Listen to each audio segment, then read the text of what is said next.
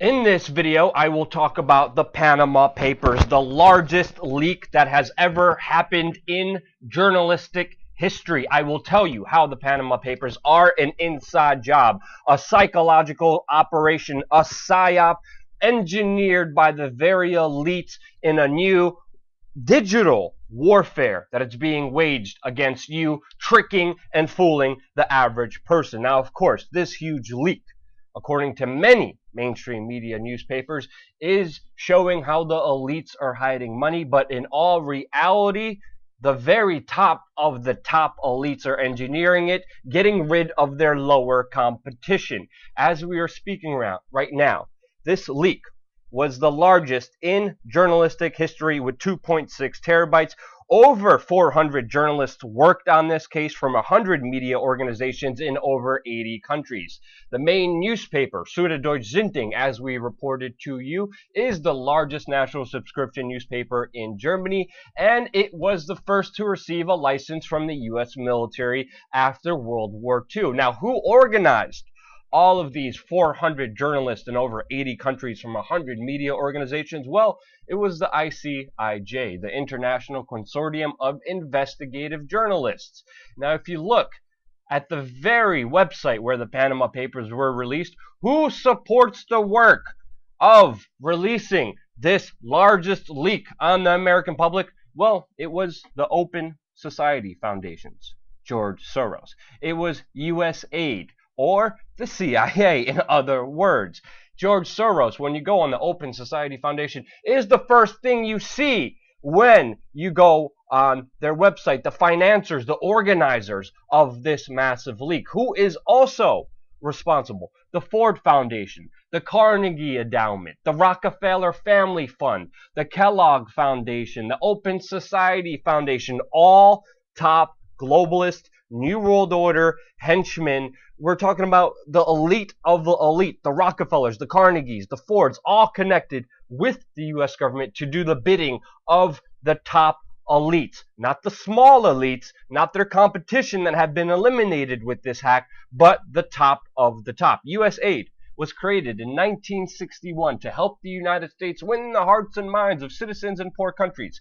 But in recent transitions, it has been complementing the CIA on high-tech propaganda and destabilizing programs in other countries like Ukraine and Cuba. USAID has been undermining governments that have been enemies of the State Department for a very long time now. The Ford Foundation and the CIA are directly interconnected. USAID does the bidding of the State Department and the CIA. Now, with these leaks, so-called exposing the elites, who are they really exposing? Are they exposing the Americans who do money launder, who do hide their money? Well, according to the papers, there's about 400 American clients from the organization, from the tax haven group in Panama that has been hacked.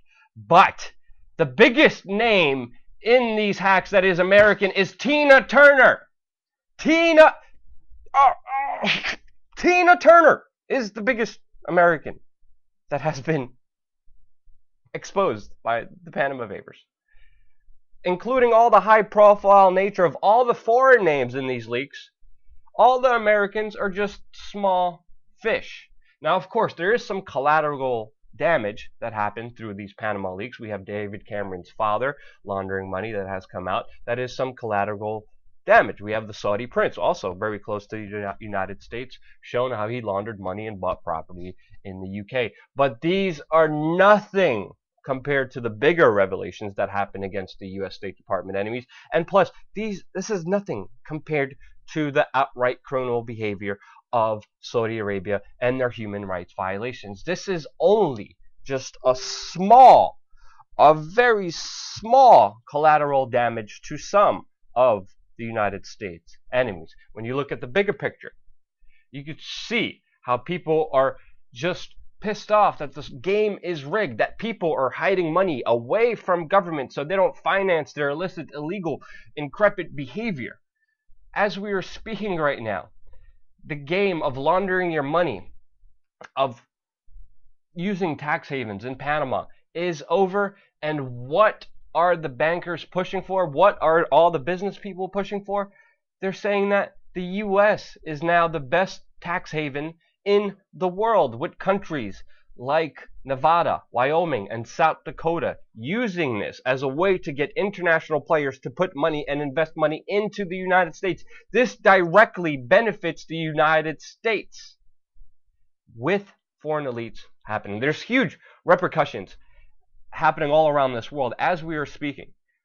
Iceland's prime minister, the man who has overseen the jailing of corrupt bankers who were responsible for the financial crisis, is targeted by the elites through the Panama Papers. It was revealed how he was hiding money away from his country, and now we even have reports by Al Jazeera that he is resigning as we are speaking and is being overthrown because of these Panama Papers. The man who went up against the criminal bankers, put them in jail for their financial crimes, he is being punished and he is being thrown in jail. Who else is being targeted? Well, of course, Vladimir Putin and his friends, showing how they were cleaning their money, laundering their money, and of course using offshore money. Who else? All other enemies of the West. Of course, Russia is answering back, saying this is just an extreme biased attack by the mainstream media, because Putin has been seen mainly as the target of these Panama Papers by the mainstream media. They have this picture in relation to the Panama Papers everywhere. We also have the Bashar al-Assad, the Syrian president, who also was the main target of this attack. We have China, who is now censoring Panama leaks in their country on the internet. Their leaders have been targeted. We also, all enemies of the U.S. State Department. And again, I pointed this out before. The United States and their intelligence agencies have run anonymous hacking attacks on foreign countries before. The FBI overturned Sabu, the leader of LOSEC. When they overturned the leader of LOSEC, an anonymous branch, they conducted operations orchestrated and run by the FBI with FBI servers on foreign countries. U.S. intelligence agencies previous before ran hacking operations on foreign countries, including Stratford, which makes you just boggle your mind on why the FBI would hack an intelligence agency, a private one, Stratford, in the United States. This also puts to question the legitimacy of Edward Snowden, who has been a huge proponent of the Panama Papers, and WikiLeaks, who has also been a huge proponent of the Panama Papers. Are they just useful tools of this new digital propaganda war, or are they taking part in this knowingly as just a U.S. Western intelligence operation that's happening right in front of us? We are living in a new world, in a new war that's being fought digitally.